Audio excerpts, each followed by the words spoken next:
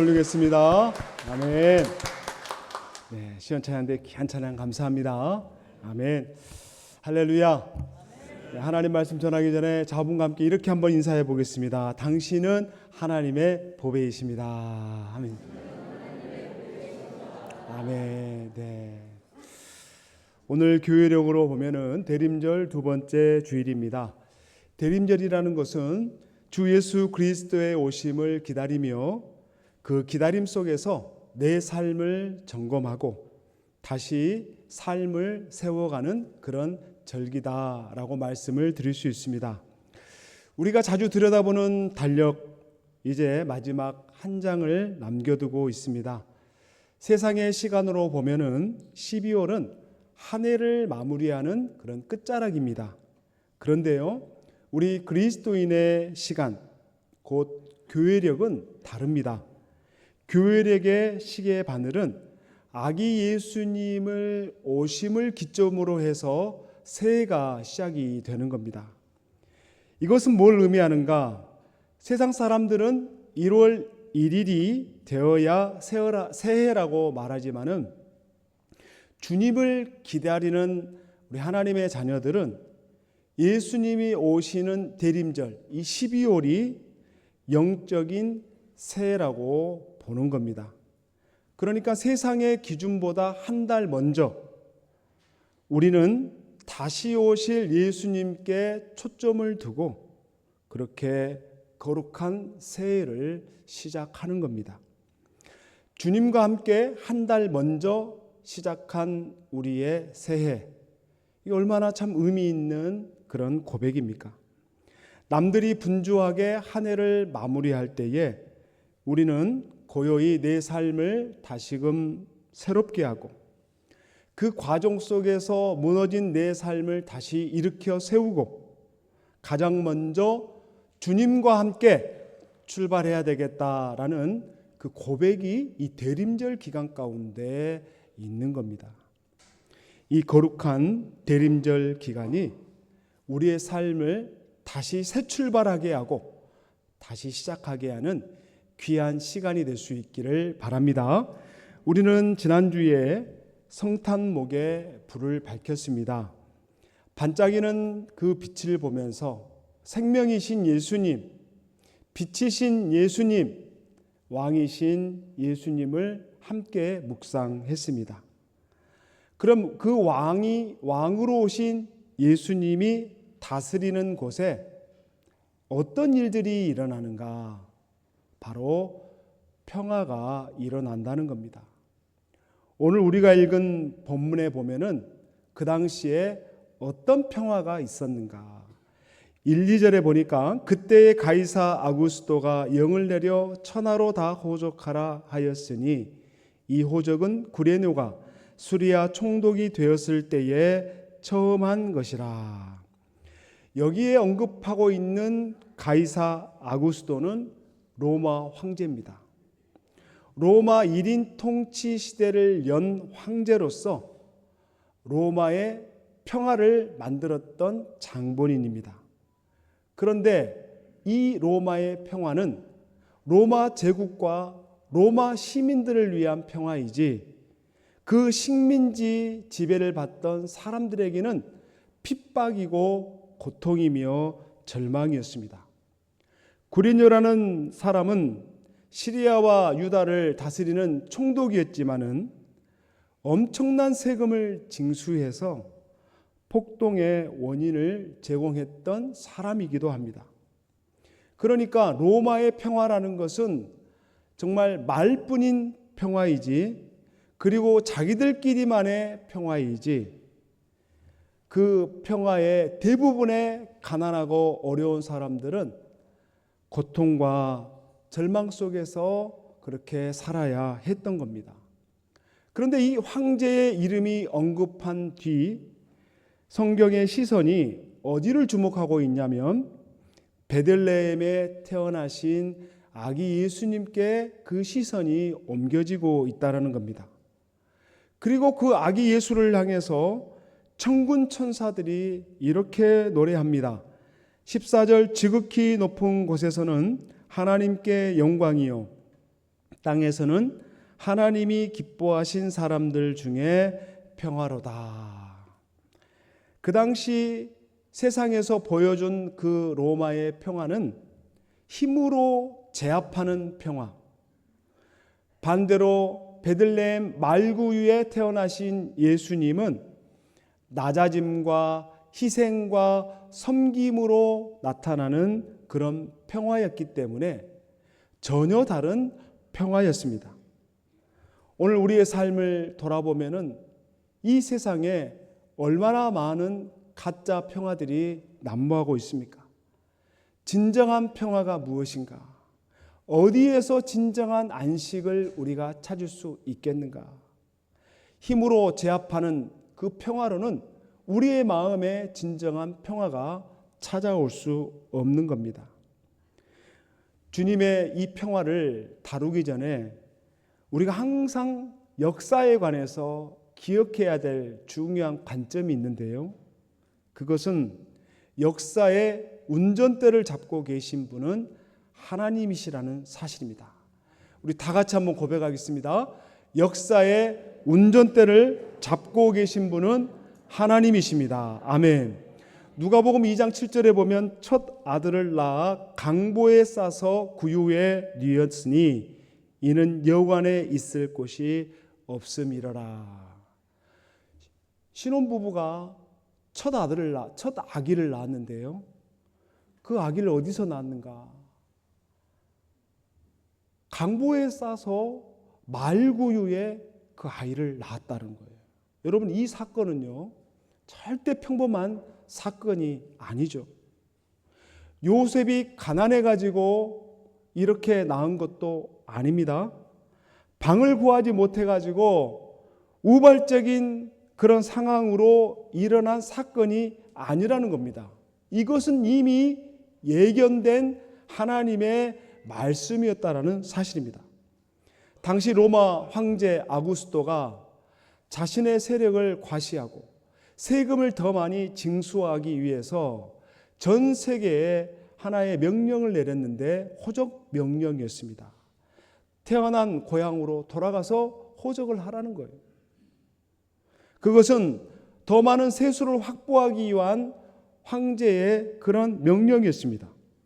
그 명령 한마디에 전 세계가 반응하고 움직였는데 어쩔 수 없이 요셉과 마리아도 호적하기 위해서 갈릴리에서 베들레헴으로 호적하러 갈 수밖에 없었습니다.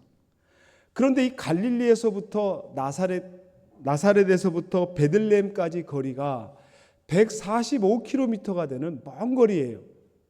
만약 호적 명령을 내리지 않았다면 임신 중에 있는 아내를 위해서 절대로 베들레헴에 내려가지 않았을 겁니다. 그런데 황제의 명령이 있었기 때문에 어쩔 수 없이 마지못해서 위험을 감수하고 호적하러 베들레헴에 내려갔던 그 사건이 알고 보니까 하나님이 오래전에 예언하셨던 말씀이었다는 거예요. 구약 성경에 미가 선지자가 이런 예언을 했습니다. 5장 2절 말씀 다 같이 읽겠습니다. 베들레헴 에브라다야 너는 유다 족속 중에 작을지라도 이스라엘을 다스릴 자가 내게로 나올 것이라. 그의 근본은 상고의 영원에 있느니라. 아멘. 이미 오래전에 미가라는 구약 선지자가 예수님이 어디서 태어날 것이냐, 바로 베들레헴 에브라다, 베들레헴에서 태어날 것임을 예언했습니다. 그러니까 예수님이 어쩔 수 없이 방이 없어서 우연으로 베들레헴에 오셔가지고 아기를 낳으신 것이 아니라 오래전에 하나님이 예언하신 그 말씀이 성취되고 있는 중요한 사건이라는 거예요. 어떻게 보면은요, 우리는 이 세상에 일어나는 일들이 하나님과 무관한 일인 것처럼 보일 수 있어요. 그리고 힘 있는 그 권세자들에 의해서 역사가 이루어지는 것처럼 보일 수 있습니다. 로마 황제가 자신의 힘을 과시하기 위해서, 세금을 더 많이 걷기 위해서 호적 명령을 내린 것은 하나님의 뜻과는 무관하죠.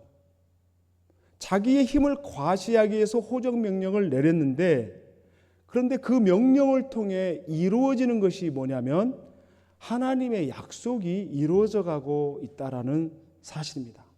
그러니까 인간들은 자신의 힘과 권세로 모든 일들을 다 주관하면서 이끌어가고 있지만은 나중에 되어가는 결과를 보면은 하나님의 뜻이 이루어져 가고 있다라는 거예요.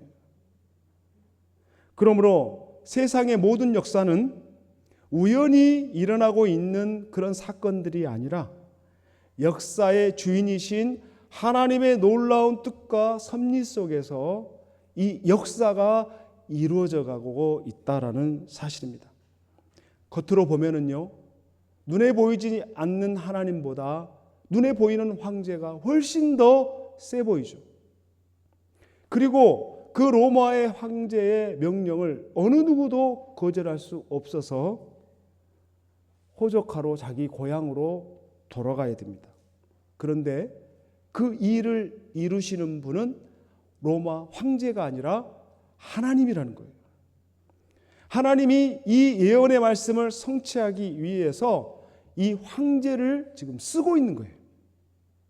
그래서 요셉의 가정이 호적만 아니었으면은 절대 가지 않았을 것인데 호적 때문에 결국 베들레헴에 내려갔고, 그 내려가는 그 과정 속에서 예수님을 낳으신 거예요. 그러니 인류의 모든 역사를 이끌어가는 것이 누구시냐? 바로 하나님이라는 거예요. 역사의 그 운전대를 쥐고 계신 분이 하나님이라는 거예요. 그 하나님의 운행함 속에서 우리가 사용되고 있다라는 사실입니다. 그래서 하나님의 말씀을 거절하고 그냥 자기 힘 과시하고 자기 멋대로 살아가는 사람은요, 실컷 자기 인생을 자기 뜻대로 살아가는 것처럼 보이죠. 그런데요, 나중에 돌아보면은 하나님의 뜻이 이루어져 가 있고 본인은 망하는 겁니다. 반면에 하나님의 말씀을 붙들고 사는 사람은요, 참 세상 사람들이 볼 때 되게 어리숙해 보이고 미련한 것 같고 그렇게 해서는 안 될 것 같은데요. 그리고 항상 뭔가 헤매는 것 같아도요, 나중에 돌아보면요, 하나님의 놀라운 축복이 다 그 사람한테 가 있는 거예요. 이게 역사를 주관하시는 하나님이 우리 배후에 계시기 때문에 가능한 일인 거예요. 돌아보면은 이 호적 명령은 결국 누구를 위한 명령이었는가? 곰곰이 생각해 보면요, 황제를 위한 것이 아니라 바로 이 요셉과 마리아를 위한 놀라운 그런 정책이었다라는 것을 나중에 깨닫게 되죠. 그거를 완성하기 위해서 하나님이 황제의 마음을 움직인 거예요. 그러니까 결국 황제가 자기가 원하는 방향대로 하기 위해서 실컷 호적 명령을 내렸지만요, 결국 결과로 보면은 다 누구를 위한 거예요? 요셉과 마리아를 위한 그런 정책이었다라는 사실입니다. 그러면요, 그 당시에 이러한 일들이 요셉과 마리아를 위한 일이겠습니까? 오늘 이 시대를 살아가는 저와 여러분에게도 역사의 모든 흐름과 중심 가운데 바로 부족하고 가난하고 모자라고 하나님의 도움 없이는 살아갈 수 없는 그런 연약한 우리들을 위해서 역사가 진행되고 이루어져 가고 있다는 것을 여러분 믿을 수 있기를 바랍니다. 그렇기 때문에 성탄의 이 기쁨과 축복이 결국은 누구를 위한 겁니까? 우리를 위한 거예요. 저와 여러분을 위한 겁니다. 우리는 하나님의 말씀이 어떻게 이루어져 가고 있는지는 몰라요. 그 당시는 잘 몰라요. 그러나 돌아보면 어느 정도 시간이 흘러서 내 삶을 반추해 보면요, 하나님의 정확하고 놀라운 섭리 속에서, 하나님의 놀라운 그 기가 막힌 시간표 속에서 우리 인생이 한 걸음 한 걸음 주님과 동행하고 있었다라는 것을 깨닫게 되는 겁니다. 사랑하는 성도 여러분, 역사를 주관하신 분이 누구십니까? 하나님이셔요. 이 땅에 힘 있는 권세자들에 의해서 역사가 좌지우지되고 있는 것이 아닙니다. 그 역사의 배후에는 하나님이십니다. 우리는 그 하나님을 믿고 사는 거예요. 역사의 운전대를 쥐고 계신 분이 하나님이신 것을 믿고 우리 인생을 하나님 앞에 내어 맡길 때에 지금은 뭔가 어리숙하고 뭔가 모자래 보이고 뭔가 어설퍼 보이지만 돌아보면 모든 축복이 다 하나님 믿는 자녀들에게 임했다라는 것을 깨닫게 되고 그 깨달음 속에 하나님 앞에 감사 영광 돌릴 수 있기를 바랍니다. 두 번째로 이 평화의 기쁜 소식이 누구에게 전해졌는가? 가난한 목자들에게 이 소식이 전해졌다는 사실입니다. 누가복음 2장 8절과 10절에 보면 그 지역의 목자들이 밤에 밖에서 자기 양떼를 지키더니 10절에 보면 천사가 이르되 무서워하지 말라. 보라, 내가 온 백성에게 미칠 큰 기쁨의 좋은 소식을 너희에게 전하노라. 여러분, 그 나라에 왕이 태어나면요, 이 소식을 누가 제일 먼저 알아야 되겠습니까? 왕실에 살고 있는 사람들이 제일 먼저 알아야 되고, 그리고 제사장들이 이 소식을 제일 먼저 알아야 되죠. 그런데요, 천사는 이 기쁜 소식을 누구에게 전했는가? 바로 들판에서 양을 치는 가난하고 볼품없는 그 당시에 사회계층에서 가장 낮은 계급에 있는 이 목자들에게 이 왕의 소식이 알려졌다는 겁니다. 그러면서 이런 선포를 합니다. 11절 말씀을 다 같이 읽겠습니다. 오늘 다윗의 동네에 너희를 위하여 구주가 나셨으니 곧 그리스도 주시니라. 아멘. 여러분, 한 나라의 왕이 아들을 낳았다고 생각해 보세요. 황제가 아들을 낳았어요. 그러면 그 아들이 태어난 소식이 저 들판에 가난하고 춥고 힘들게 살아가는 목자들에게 무슨 연관이 있겠습니까? 생각해 보세요. 왕이 태어난들 가난하게 치질이 가난하게 살고 있는 목자들에게 그게 무슨 의미가 있어요? 그런데 오늘 천사가 이 목자들을 향해서 놀라운 선언을 합니다. 너희를 위하여 구주가 나셨다. 저 황제를 위해서, 제사장들을 위해서, 힘 있는 자들을 위해서, 권세 있는 자들을 위해서 구주가 나신 게 아니라 너처럼 세상에서 인정받지 못하고 가난하고 비천하고 그런 너희들을 위해서 구주가 나셨다라고 말하는 거예요. 그러니까 이 소식을 들었던 목자들의 입장에서는 얼마나 놀랐겠습니까? 얼마나 두려웠겠어요? 우리가 뭐길래? 우리가 어떤 존재이기에 이 왕의 소식을 우리가 들어야 되는가? 그들을 향해 천사가 두려워하지 말라고 그랬습니다. 큰 기쁨의 좋은 소식을 너희에게 전한다고 했습니다.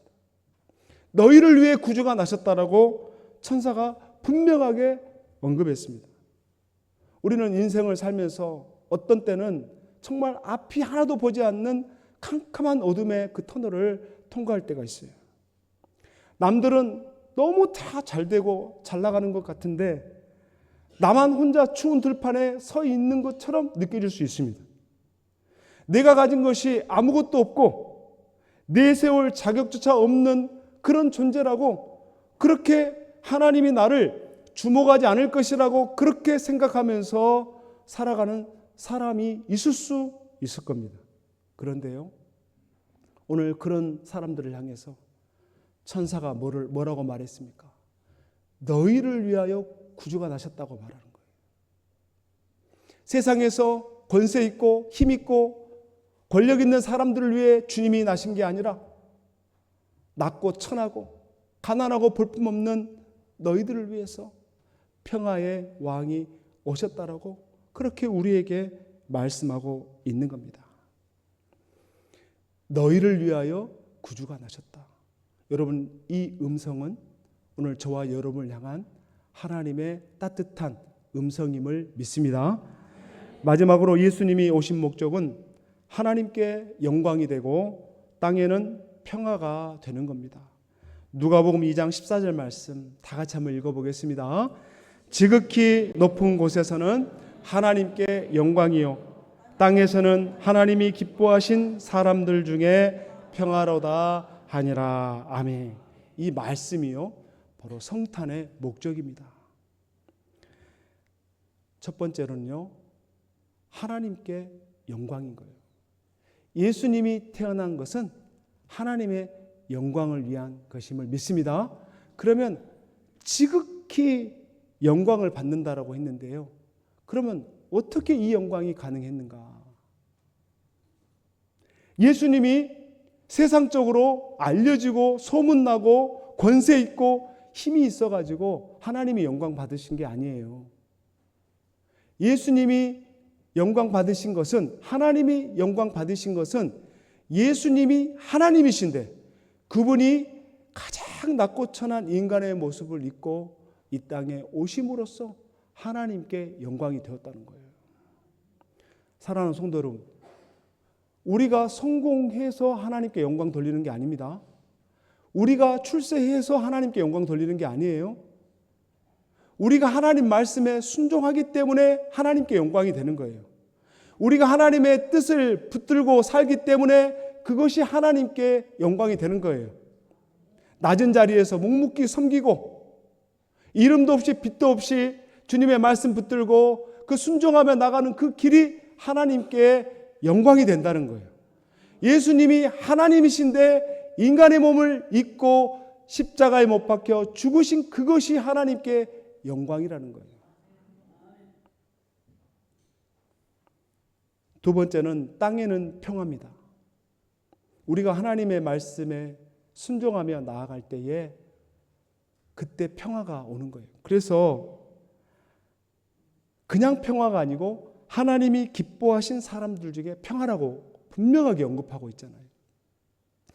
하나님 말씀 붙들고 순종하는 그 발걸음 위에 평화지 그냥 평화가 아니라는 거예요.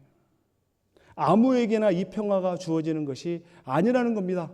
예수님처럼 높은 곳에 있지만 낮은 자리에 겸손히 머리 숙이고 희생하고 섬길 때에 진정한 평화가 우리에게 찾아온다는 거예요. 로마의 평화는요, 힘에 의한 평화였습니다. 남을 밟아야만이 유지가 되는 평화였어요. 근데 예수님의 평화는요, 섬김의 평화예요. 희생의 평화예요. 낮아짐의 평화예요.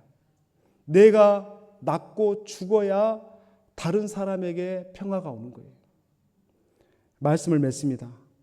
세상은 여전히 이 가이사 아구스도의 평화를 쫓아갑니다. 더 많이 가지고 더 많이 올라가야 평화가 온다고 생각합니다.